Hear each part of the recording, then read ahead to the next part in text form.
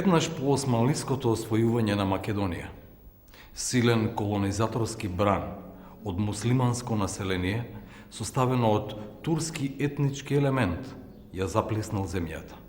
Новите жители најпрвин се населиле во градските центри. Средновековните македонски градови веќе биле оформени и како економски центри и како утврдени стратешки средишта, во чија непосредна близина поминувале значајни патни правци. Поради тоа, најпрвен биле колонизирани градовите како најпогодни центри за контрола на христијанската градска околина. Најпрвен во нив се стационирале воените гарнизони, а за кратко време била воспоставена и новата администрација, составена исклучиво од муслимани.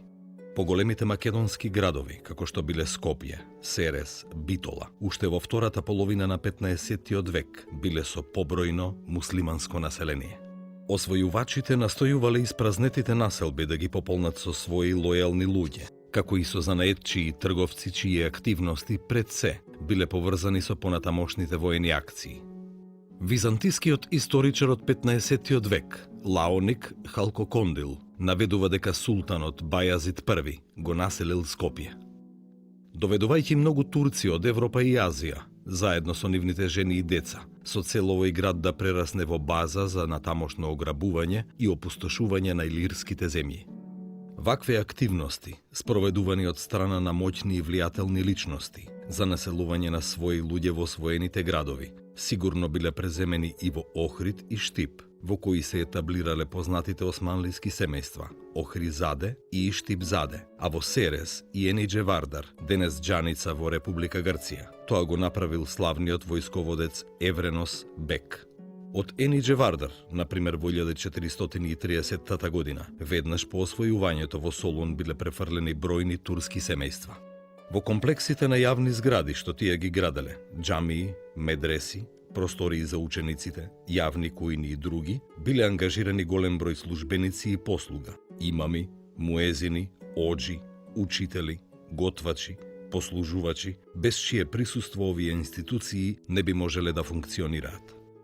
Исто така, најстарите пописни дефтери од 15-тиот век, составени само 6-7 децении по османлиското освојување, даваат бројни податоци за присуство на турски колонисти во македонските градови, кои се занимавале со занаетчиство.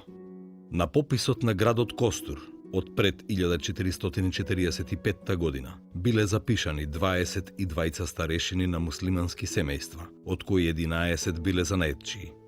Од исто време и многу посугестивни се примерите со имињата на некои од градските муслимански маала, како што се Демирџи Јусуф, Бурекчи Али, Табак Давлет Хан и Сарадж Дауд во Битола, како и Тузџу Мустафа, Веледи Кујунџи, Казанџи Хајредин, Табак Шахин, Тузџу Сулейман и Сапунџи Јакуб во Скопје. Најважен елемент во колонизацијата на територијата надвор од градските центри биле јуруците, чие населување во Македонија особено било интензивно во 15-тиот век. Нивното доселување било на доброволна основа, но многу често за тоа стоела присила, мотивирана од воените, политичките и економските интереси на османлиската држава.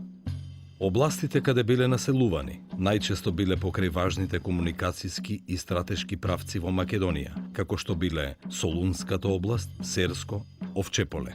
Освен економска функција, овие номадски сточари имале и важна воена улога, бидејќи дел од нив биле вклучени во посебна воена организација. Македонските јуруци биле организирани во два големи санџака, Солунскиот и Овчеполскиот јуручки санџак. Во секој од овие санџаци имало определен број воени јуручки единици, именувани како оџаци, во чиј состав влегувале по 30 лица.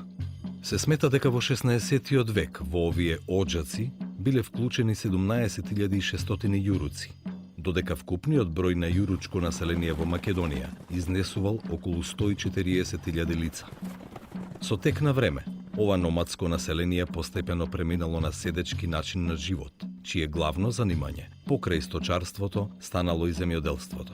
Денес, наследниците на овие доселеници живеат во јуручките села во околината на Штип и Радовиш и во Овчеполе. Во време на османлиското владење во Македонија се доселило и бројно еврејско население. Бегајќи од инквизицијата во Шпанија и Португалија, дел од евреите од овие земји познати под името Сефардим, тоест шпански евреи, кон крајот на 15 век нашле сигурно прибежиште во Османлиската империја. На македонска територија најмногу од нив се населиле во Солун, во кој кон средината на 16 век имало речиси 3000 еврејски куќи. Поради тоа, Солун бил наречен град мајка на Израел. Во пописот од 1528 година за евреите во Штип е наведено дека пристигнале од Солун, а најверојатно и битолските евреи кои потекнувале од Португал и Арагон дошле преку Солун.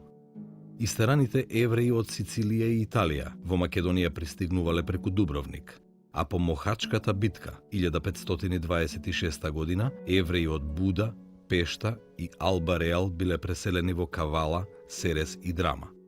Други градови од Македонија во кои се формирале еврејски колонии биле Скопје, Бер, Костур, Кратово, Струмица. Доселувањето на евреите значело не само збогатување на етничката структура на македонските градови, туку и поттик за побрз стопански и трговски развој.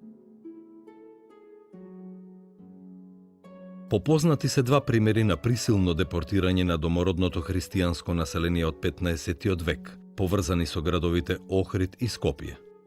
Во првиот случај, султанот Мехмед II освојувачот во 1466 година наредил во Истанбул да бидат депортирани охридскиот архиепископ Доротеј, заедно со многу охридски клирици и болјари, најверојатно поради нивното антиосманлиско дејствување поврзано со востанието на Скендербек. Депортираните охриѓани во Истанбул формирале свое маало, кое било наречено Охридско маало и кое еден век подоцна било регистрирано во пописот на населението на Истанбул.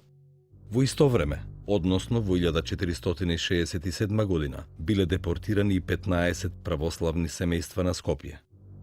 Нивна дестинација била албанскиот град Конјух, Елбасан, кој бил изграден како тврдина намената за борба против Скендербек. Освен овие скопски христијани, како жители на Елбасан во пописите на неговото население од 16 век, фигурираат и семејства од Охридско, Костурско и Серско, кои исто така биле присилно населени во овој град. Врз демографската структура на населението влијаеле и честите војни, востанијата и феудалната анархија поради кои се случувале миграции и напуштање на цели области од страна на македонското христијанско население. Тоа особено важи за западниот и северниот дел на Македонија. Имено по повлекувањето од Македонија на австријската војска 1689-90 година, за време на големата австро-турска војна 1683-1699 година. На север се повлекол и голем дел од македонското христијанско население во северозападна Македонија, кое во војната учествувало на страна на австријците или зело учество во Карпошевото востание 1689 година. Најголема преселба се случила од Тетовско, Скопско, Кумановско, Кривопаланечко, што предизвикало опустување на цели области и исчезнување на многу населби. Наскоро во овие области започнале да се населуваат муслимани албанци, што довело до значајни промени во етничкиот состав на населението во тие региони. Ова доселување било поттикнувано од централната власт, која на истакнатите албански бегови им давала на управување цели области. По катастрофата на влашките населби Москополе, Сисан, Николица и Пљаса, опустошени во 1788 година, од страна на моćниот Али Паша Јанински, во Македонија се доселило и бројно влашко население.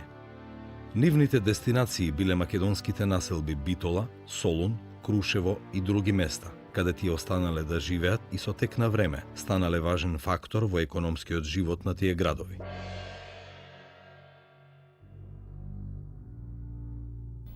Според шеријатскиот закон, немуслиманите во османлиската држава имале статус на заштитени поданици, но според важечките норми, тие немале никакви политички права.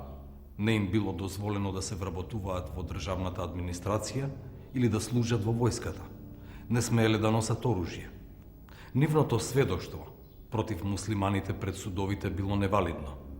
Имале поголеми даночни оптоварувања од муслиманите и така натаму. Цела низа закони и забрани го регулирале облекувањето на христијаните и нивното однесување во присуство на муслиманите. Во исто време, градењето нови цркви, посебно во градовите, било забрането, а поправката на старите барала долга, макотрпна и не секогаш успешна процедура. Во вакви услови, кога верската дискриминација значела дискриминација и на секое друго поле, единствениот излез за многу христијани било прифаќањето на исламот. Процесот на исламизација во Македонија започнал уште од самиот почеток на османлиското владење и се одвивал со различно темпо. Тој може да се следи преку зачуваните пописи на населението, кои од почетокот на османлиската доминација па се до крајот на 16-тиот век ги правеле посебни државни комисии. Во тие пописи, исламизираните лица можеле да се препознаат на неколку начини. Прво, по тоа што кон новото лично име на новиот муслиман е додадена синтагмата «нов муслиман». Под 2. По тоа што покрај новото муслиманско име на новиот муслиман е додадено татковото христијанско име, например Мустафа Јован, Мехмет Петко, Хасан Стојан и така натаму. И под 3. Најчесто по тоа што на муслиманското лично име му е додадена синтагмата син на Абдулах, бин Абдулах, што значи син на роб Божји. Оваа синтагма всушност го заменувала патронимот на новиот муслиман и со неа се одбегнувало споменувањето на христијанското име на неговиот татко. Во пописите понекогаш се среќаваат села, во кои сите регистрирани муслимани го носат презимето Абдулах, што покажува дека сите тие порано биле христијани кои го прифатиле исламот. Во текот на целиот 15 век, процесот на исламизација течел бавно и се задржувал речиси исклучиво во градовите. Според пописите на населението од 1445, 1452-53, 1465, 1467-68 година, во повеќето од македонските градови не биле регистрирани исламизирани христијани, а исклучок биле неколку поединечни случаеви во Драма, Сер, Тетово, Скопје и Битола. Нешто поголемо присуство на исламизирани христијани може да се забележи во последната четвртина од 15-тиот век, но повторно тоа се мали проценти кои не представувале никаква закана за демографската предност на христијаните. Во исто време, исламизацијата во македонските села била уште послаба. Според пописот од 1465 година, во кој била опфатена југоисточна Македонија, меѓу вкупно 344 регистрирани муслимани, имало само 8 конвертити, а во 1467-68 година во скопските села имало 14 конвертити од 229 муслимани. Понатаму, во Битолската нахија биле регистрирани 5 конвертити од 93 муслимани. Во Прилепската нахија немало ниту еден исламизиран христијанин од 67 муслимани, додека во Велешката нахија меѓу 137 муслимани имало само 6 конвертити. Вистинскиот бран на исламизација на територијата на Македонија се случил во 16-тиот век и повторно.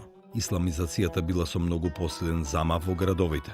Според пописот од 1519 година, во градовите од југоисточна Македонија, Штип, Струмица, Петрич, Мелник и Кратово, секое четврто муслиманско семејство порано припаѓало на христијанската заедница. Резултатите и од другите пописи за останатите македонски градови го покажуваат истото.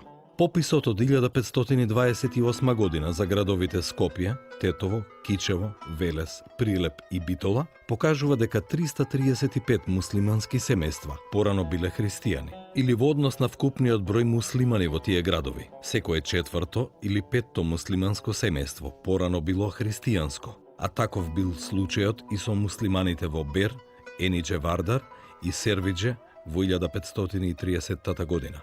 Кога се навлегува подлабоко во 16-тиот век и просекот на исламизираните семејства се зголемува. Така во 1544 година во Скопје, Тетово, Кичево, Велес и Битола секој трет муслиман бил конвертит. Според пописите пак од 1569-70 година на градовите Скопје, Тетово, Кичево, Прилеп, Битола, Лерин, Костур, Бер, Енидже Вардар, Серфидже, Солун, Демирхисар, Неврокоп, Сер, Драма, Кавала, Штип, Струмица, Доиран и Кратово, запишани се вкупно 3019 исламизирани лица, што во однос на вкупно регистрираните муслимани е нешто повеќе од 1/3.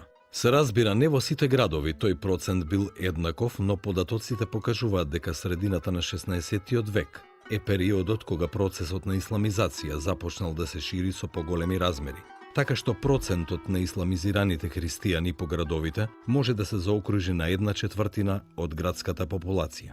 Процесот на исламизација во 16-тиот век се засилил и среде селското население во Македонија, иако не со иста динамика и не со исти размери како во градовите.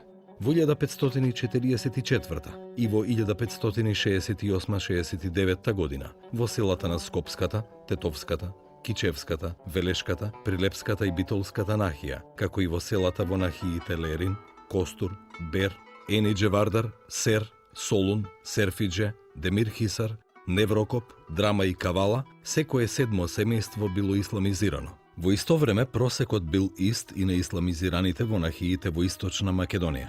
Според пописот на Ќустендилскиот Санџак од 1570 година, во селата на нахиите Штип, Струмица, Петрич, Доиран, Берово, Кочани, Валандово, Куманово, Кратово и Тиквеш, меѓу 3809 муслимански семејства, имало 491 конвертит, односно повторно секое седмо муслиманско семејство порано било дел од христијанската заедница. На ниво на Македонија, само 3% од вкупниот број селско население било зафатено со исламизација, при што повторно таа исламизација не била насекаде рамномерно застапена, ниту територијално, ниту временски. Како карактеристични примери во Македонија, каде исламизацијата имала помасовен карактер, можат да се издвојат Родопскиот крај во југоисточна Македонија и Дебарскиот крај во западна Македонија. Прифаќањето на еден христијанин на исламот бил вистински празник за муслиманите во еден град. Еве како германскиот патеписец Ханс Шилдбергер во почетокот на 15-тиот век ја опишува церемонијата што се правела при преминувањето на христијаните во ислам. Кога христијанин сака да стане неверник, тогаш тој треба прво да го подигне едниот прст пред сите и да ги каже зборовите Ла илах, илалах, Мохамед, Русул, Уллах.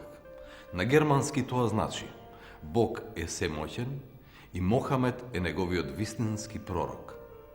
Кога ќе го каже тоа, неверниците го одведуваат при нивниот највисок свештеник и тој треба да ги повтори горе споменатите зборови пред него, а потоа треба да се одрече од христијанската вера. Кога ќе го направи тоа, му облекуваат нова облека и свештеникот му врзува бела крпа на главата да се види дека е неверник. Затоа што сите неверници врзуваат бели крпи на главата, христијаните кои се заробени сини, а евреите жолти. И кога народот ќе се собере, главниот свештеник го качува на конј оној кој станал неверник. Простиот народ треба да јава или да оди пред него, а свештениците зад него. Со нив заедно одат и свирачи, трубачи и барабанџи и го шетаат низ градот, а две верски лица јаваат до него.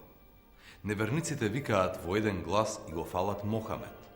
И кога ќе стигнат до некоја улица, двете верски лица му ги кажуваат следните зборови.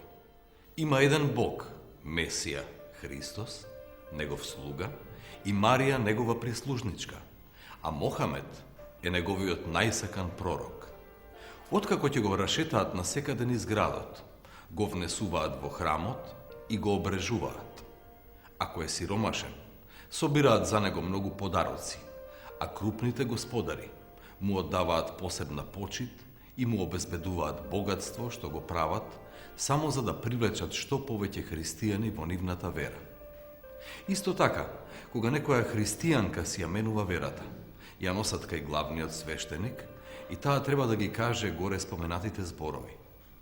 Потоа свештеникот го зема коланот на жената, го исекува и од него прави крст, врз кој жената гази во рок од 3 часа. Се откажува од христијанската вера и потоа ги кажува горе споменатите зборови. Ширењето на исламот во балканските поседи на Османлиската империја било тесно поврзано со политиката на Османлиската држава. со социјално-економски и идеолошки фактори и со многу локални специфики. Сето тоа предполагало различност и во формите и во методите на ширењето на исламот. Но еден од основните фактори кој постојано бил присутен во процесот на исламизацијата и кој имал најголем придонес за конвертирањето на христијанското население кон владеачката религија бил даночниот систем. Даночниот притисок бил поголем врз христијаните во селата, бидејќи рајата во градовите имала повеќе можности да му се спротивстави или да се обрати до органите на власта присутни таму. Поради тоа, може да се каже дека основна и речиси единствена причина за исламизацијата на рајата по селата бил економскиот фактор, односно неможноста на друг начин да се избегнат даночниот притисок и тешките услови за живот. Во економско-пасивните краишта, каква што била, например, Дебарската каза, ваквата причина доаѓала до полн израз. Кон овој основен фактор за исламизација треба да се додадат уште неколку моменти. Тука пред се е присуството на дервишите, кои играле значајна улога во поттикнувањето на исламизацијата, а особено на бекташискиот дервишки ред. Со своите проповеди за еднаквост на сите луѓе, толерантен однос према другите вери, со нивната догматска блискост до верувањата на балканските христијани, сред кои се уште биле присутни паганските обичаи, тие успевале да убедат дел од посиромашните христијани да го прифатат исламот. Дервишите всушност биле алтернатива на официјалниот сунитски ислам, со имидж на сиромашни божји слуги кои живееле надвор од населбите и кои биле во судир со официјалните исламски представници. Тие биле окружени со ореолот на маченици и за нив биле создадени легенди и верувања дека имаат чудотворна моќ. Нивните гробови станувале култни места кои биле посетувани од муслиманите и од христијаните и каде биле барани чуда за спас од несреќите. Токму во врска со оваа улога на дервишите, постоело предание во реканското село Жировница. Според тоа предание, двајца дервиши наречени бабалари дошле од Иран со османлиската војска и се населиле во близина на селото. По еден грабеж на сета стока во селото, бабаларите излегле пред селаните и им рекле дека нивната стока се наоѓа негибната на одредено место во планината и дека треба да појдат таму и да ја најдат, а дека плячкашите ќе бидат казнети. Кога селаните отишле на местото одредено од бабаларите, ја нашле сета стока. Тогаш тие ги повикале дервишите да се населат во селото, но тие останале во својата колиба, од каде што правеле чуда и го штителе населението. Кога умрели и биле погребани, се запалил оган на нивните гробови кој што ноќе постојано се палел сам од себе, пошто тие станале култно место, посетувано и од муслиманите и од христијаните, каде се барало лек против несреќите. Успехот на исламизирањето бил уште повеќе загарантиран, доколку новата вера била прифатена од највидните и најбогати христијани во едно населено место. Исто така, за ширењето на исламот во предвид треба да се има и општествено-политичката ситуација на соодветна територија. Имено, и по задушувањето на востанието на Скендербек во Дебарската и во Охридската област, имало постојани бунтови поради што османлиските власти преземале разни мерки за смирување на овие области. Меѓутоа, не секогаш ги добивале посакуваните резултати. Поради тоа на крајот се прибегнувало кон идејата за исламизирање на непокореното население. Елбасанскиот кадија во 1572 година соопштил дека само вистинската вера може да ги вразуми овие неверници кои се подаваат на венецијанската пропаганда. А Дебарскиот кадија во 1573 година напишал: се додека се ќафири, христијани или неверници, тие ќе се бунтуваат.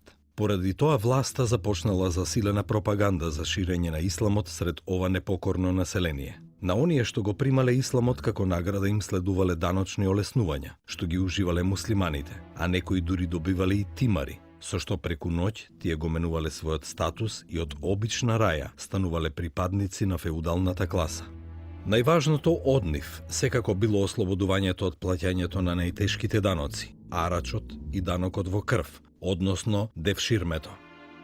Ваквите придобивки, кои се добивале преку ноќ, не можеле да не влијаат силно врз останатите, особено посиромашни христијани. Исто така објавата на султанот Селим II за ослободување на секоја христијанска куќа или заедница од даноци и други намети, ако еден неизин машки член ја прими вистинската вера, бил голем предизвик за многу христијани. Начинот на кој исламот обстојувал сред новите муслимани исто така е интересен феномен. Имено, бројни се елементите кои дури и денес можат да се препознаат во животот на муслиманите, а кои имаат христијанско и паганско потекло, што укажува на фактот дека процесот на исламизацијата не одел ниту брзо, ниту едноставно. Тој процес обично поминувал преку фазата на двоверство или криптохристијанство, која можела да трае долго по прифаќањето на новата вера. Во таа фаза, новите муслимани настојувале да ја задржат врската со старата вера, негувајќи ги старите обичаи, верувања и традиција. За постоењата на двоверството на територијата на Македонија сведочи и фетвата, издадена на 5 ноември 1568 година, која се однесува на Западна Македонија.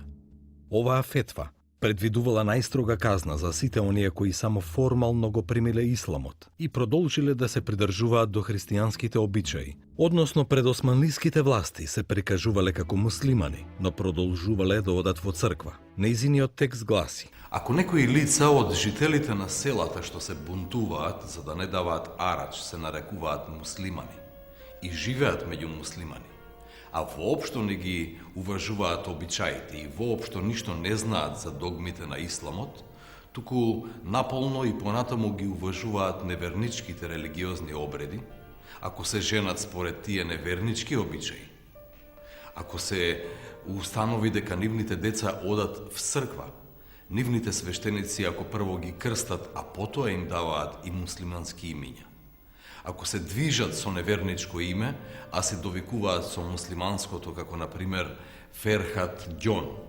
Бери Греш, Хрс Дамјан и Хасан Богдан, и ако се регистрирани во неверничките спискови за женитби, за нив да се издаде честна фетва во која се вели: дозволено е убивање на сите вакви групи. Во овој случај постапете според честната фетва. Нема сомневање дека издавањето на оваа фетва било предизвикано од силното присуство на двоверството или криптохристијанството во првата фаза од исламизацијата на христијаните. Двоверството во Западна Македонија траело се до заминувањето на османлиите и после нив.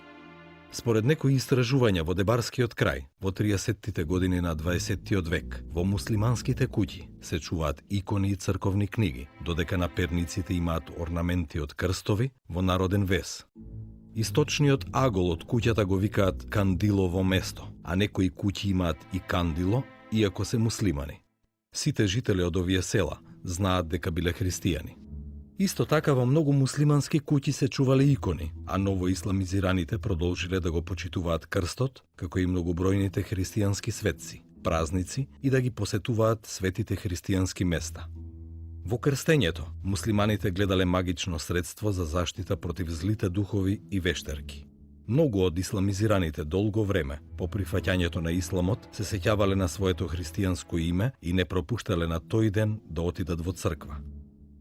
Според пишувањето на рускиот конзул Јастербов во 1879 година, исламизираните жители на селото Брод во Гора ги славеле своите куќни слави, кршеле колач и покрај урнатините од црквата се причестувале со овој колач, поливајќи го со вино.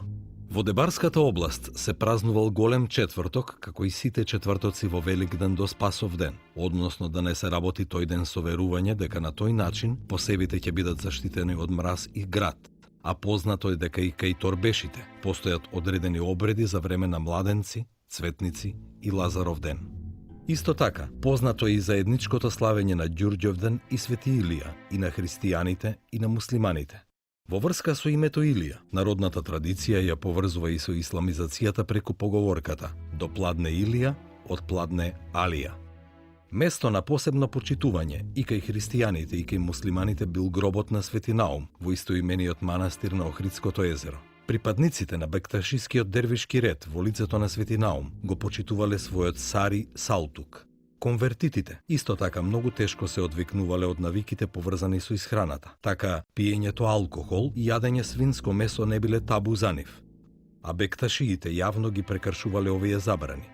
Феноменот на двоверство може би најдобро го покажува следниот пример.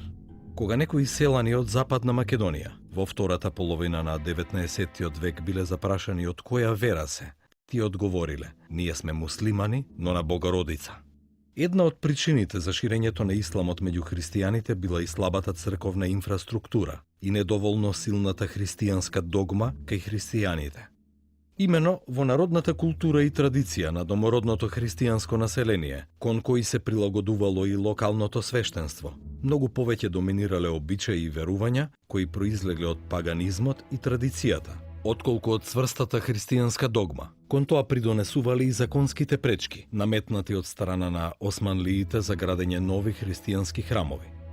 Ако се погледнат не само османлиските, туку и изворите од друга провиниенција, ќе се види дека во нив фигурираат само старите храмови, познати од предосманлискиот период, кои од друга страна го изгубиле своето влијание и авторитет и чии активности биле сведени во рамките на голиот опстанок. Значи, немало можности ниту за проширување, ниту за обновување на старата предосманлиска христијанска инфраструктура, која посебно во селските населби не била силно и доволно разгранета, ниту пред доаѓањето на османлиите. Поради тоа, домородната христијанска култура и верувања, поттикнати со економските привилегии, можеле многу лесно да преминат во друга димензија, која не била премногу различна од нивната, без при тоа да претрпи поголеми потреси. Ваквото конвертирање од една народна култура и традиција, полна со бројни пагански верувања и обичаи, во друга, полна со верувања и обичаи кои имале исти или слични корени, но која носела привилегии и полесен живот. Не било толку многу прашање на верување и убеденост во одредена верска догма, колку што било акт на рационалност. Уште повеќе што станува збор за потполно неписмено население, обременето само со помислата и потребата од обезбедување на својот опстанок. Конечно, кога се зборува за процесот на ширењето на исламот меѓу христијаните, треба да се истакне дека тој не бил резултат на насилна систематска исламизација, смислено спроведувана од страна на државата. Сите зачувани османлиски документи упатуваат на тоа дека новите муслимани доброволно стапувале во новата вера и при тоа била запазувана одредена процедура. Еве како според официјалните документи гласел документот на христијанските поданици кои доброволно го прифаќале исламот. Ваше Величество, честити и среќен султане мој, бидете здрав. Јас, вашиот покорен слуга, сум од казата Серес. Пред известно време бев огреан од светлината на исламот и ја имав честа да станам муслиман. Мојата молба до мојот всемилосен Господар е да ми даде средства за живот и за ситни трошоци. Наредбата му припаѓа на мојот всемилосен Господар, ваш слуга. Одговорот на големиот везир гласел да се дадат средства за вредноста на облеката за еден човек како што е вообичаено. Наредба 31 јануари 1722 година. Ќе дадеме уште еден пример. Ваше Величество, честити и милосрден султане мој, бидете здрав. Јас, вашиот покорен слуга, бев удостоен со честа да го примам исламот во вашето честито присуство. Повелете да наредите да бидам обрежен. Јас, вашиот слуга, имам парични тешкотии и ве молам да се смилувате над мојата положба. Повелете да наредите исто така да ми бидат пуштени средства за облека и да ме наградите со вашата милосливост. Наредбата му припаѓа на мојот Господар. Вашиот слуга Хусеин, новиот муслиман. Одговорот на големиот везир гласел да се дадат средства за вредноста на облеката за еден човек, како што е според законот. Наредба 3 мај 1722 година. Се разбира, употребата на сила од страна на локални моќници или на представници на локалната власт за насилно наметнување на исламот не може да биде исклучена.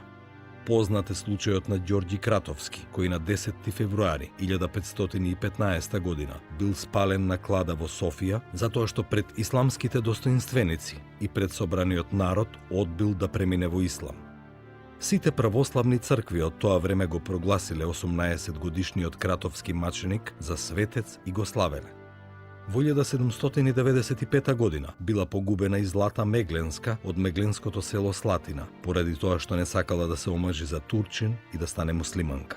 И таа од страна на црквата била прогласена за светица и маченица. Исто така, во протоколите на Солунскиот и Берскиот кадија има бројни записи за насилно исламизирање на христијански жени и моми. Карактеристичен е случајот од 1793 година со жената Виргинија, ќерка на Ѓорѓи од лагадинското село Сухо, која првин го примила исламот, но потоа се покајала и се откажала од новата вера, поради што била затворена. Сепак, најпосле таа се вратила на исламот, го добила името Хатидже и била дадена да живее во куќата на чевларот Махмуд. Вакви примери се бројни во кадиските сиџили и во други македонски градови.